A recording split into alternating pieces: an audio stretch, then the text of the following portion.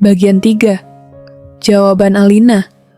Sukap yang malang, senja yang kau kirimkan sudah kuterima. Kukira sama lengkap seperti ketika engkau memotongnya di langit yang kemerah-merahan itu. Lengkap dengan bau laut, desir angin dan suara hempasan ombak yang memecah pantai. Ada juga kepak burung-burung, lambaian pohon-pohon nyiur dalam kekelaman, sementara di kejauhan perahu layar merayapi cakrawala dan melintasi matahari yang sedang terbenam. Aku pun tahu Sukap, senja yang paling keemas-emasan sekalipun hanya akan berakhir dalam keremangan menyedihkan. Ketika segala makhluk dan benda menjadi siluet, lantas menyatu dalam kegelapan. Kita sama-sama tahu, keindahan senja itu, kepastiannya untuk selesai, dan menjadi malam dengan kejam. Manusia memburu senja kemana-mana, tapi dunia ini fana Sukap, seperti senja. Kehidupan mungkin saja memancar gilang gemilang, tetapi ia berubah dengan pasti. Waktu mengubah segalanya tanpa sisa, menjadi kehitaman yang membentang sepanjang pantai. Hitam, sunyi, dan kelam. Rupa-rupanya, dengan cara seperti itulah, dunia ini mesti berakhir. Senja yang engkau kirimkan telah menimbulkan bencana tak terbayangkan. Apakah engkau tahu suratmu itu baru sampai 10 tahun kemudian? Engkau tidak akan tahu Sukap, seperti juga engkau tidak akan pernah tahu apa yang terjadi dengan senja yang kau kirimkan ini. Senja paling tidak berharga dalam hidupku Sukap. Senja sialan yang paling tidak mungkin diharapkan manusia. Senja ini baru tiba setelah 10 tahun. Karena tukang pos yang jahil itu rupanya penasaran dengan cahaya merah keemas-emasan yang memancar dari amplop itu Sukap. Cahaya itu telah mengganggunya semenjak ia menggenjot sepeda dari kantor pos, berkilau-kilau, dan memancar di tas surat yang tergantung di boncengan sepeda. Begitu rupa sehingga cuaca siang hari menjadi kacau. Angin menderu dan ombak terdengar menghempas-hempas, meskipun ia bersepeda mendaki Bukit Kapur. Demikianlah. Maka ia suatu ketika berhenti. Dari dalam tas itu terdengar suara-suara, ia buka tas itu, dan ia melihat amplop Federal Express yang sudah tidak putih lagi melainkan merah keemas-emasan Sukap. Seperti senja dengan matahari terbenam di balik cakrawala. Tukang pos itu mengambil amplop tersebut, menimang-nimangnya agak berat juga.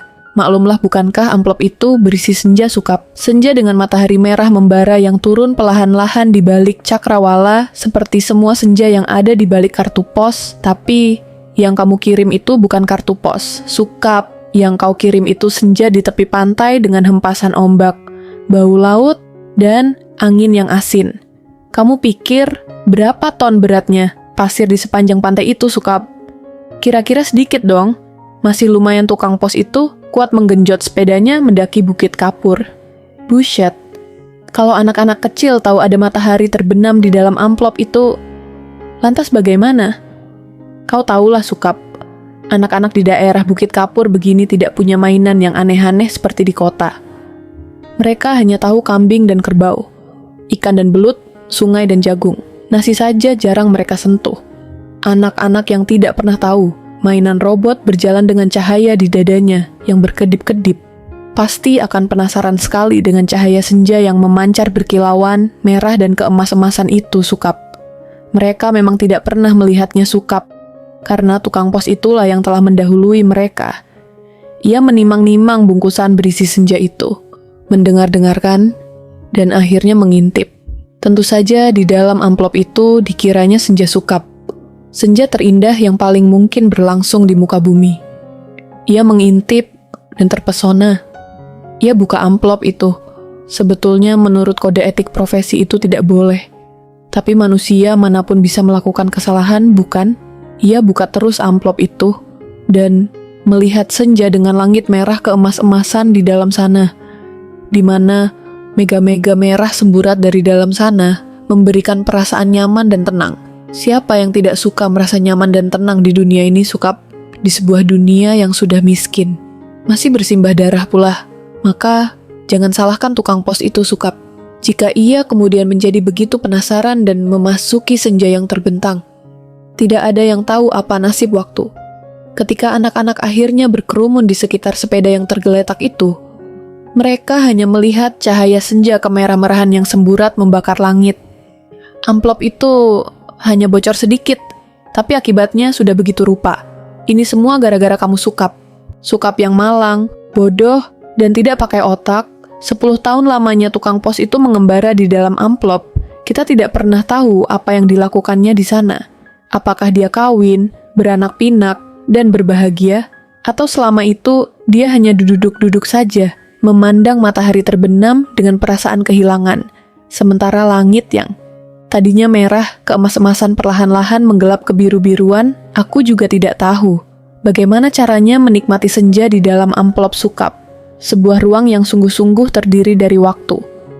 Apakah waktu bisa diulang atau bagaimana? Aku belum pernah memasuki senja di dalam amplop.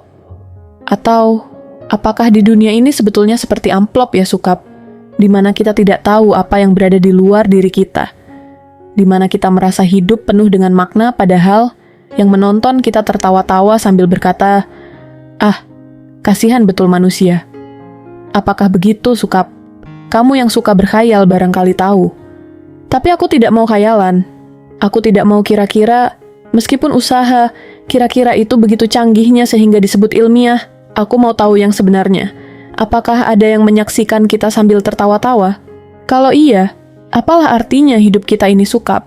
Tidakkah nasib manusia memang seperti ikan yang diternakan hanya untuk mengisi akuarium di ruang tamu seseorang yang barangkali juga tidak terlalu peduli kepada makna kehidupan ikan-ikan itu? Aku tidak pernah tahu. Tidak ada seorang pun yang tahu apa yang dialami tukang pos itu di dalam amplop. Sampai ia keluar 10 tahun kemudian dengan wajah bahagia. Ia sudah 10 tahun menghilang di dalam amplop. Tapi ia tidak tampak bertambah tua.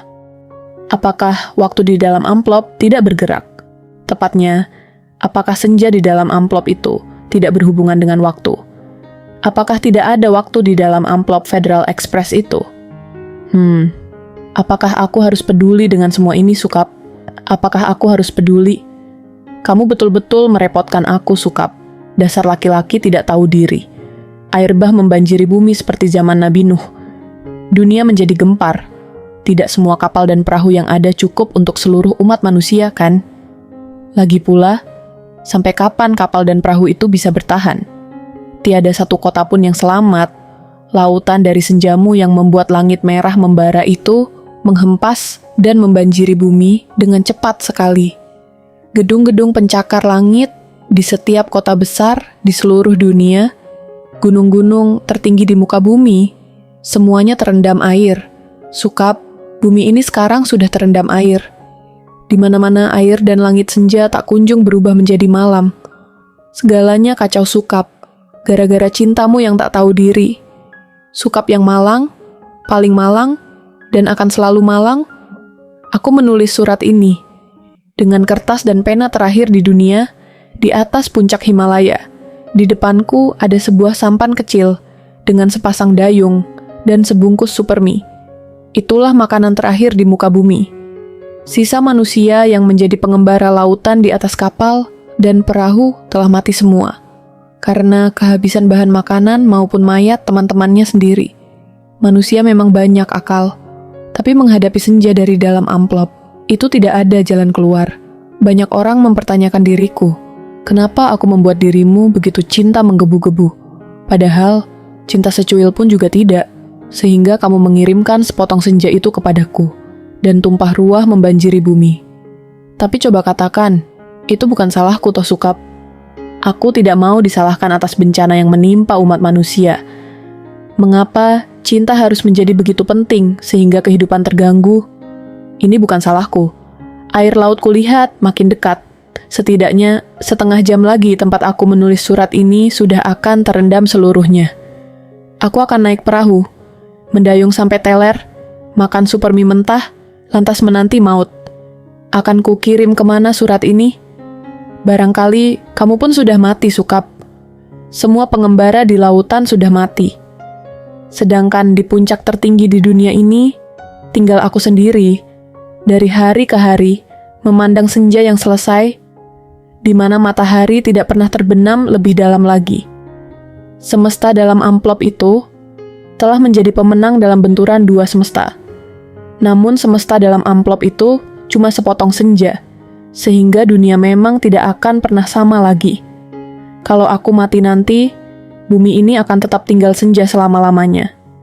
Dengan matahari terbenam separuh yang tidak pernah turun lagi. Langit merah selama-lamanya. Lautan jingga selama-lamanya. Tetapi tiada seorang manusia pun memandangnya.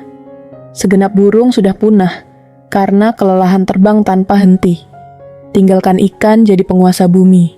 Di kejauhan, kulihat ikan paus merah yang menjerit dengan sedih. Sukap, aku akan mengakhiri surat ini. Akan kulipat menjadi perahu kertas dan kulayarkan ke laut lepas. Bukan tidak mungkin surat ini akan terbaca juga. Entah bagaimana caranya, namun siapapun yang menemukannya akan membaca kesaksianku. Jika tidak, aku pun tidak tahu apa nasib waktu. Kupasang senja yang abadi sebelum kulihat surat ini. Betapapun semua ini terjadi karena cinta, dan hanya karena cinta, betapa besar bencana yang telah ditimbulkannya ketika kata-kata tak cukup menampungnya. Kutatap senja itu masih selalu begitu, seperti menjanjikan suatu perpisahan yang sendu. Selamat berpisah semuanya. Selamat tinggal, Alina.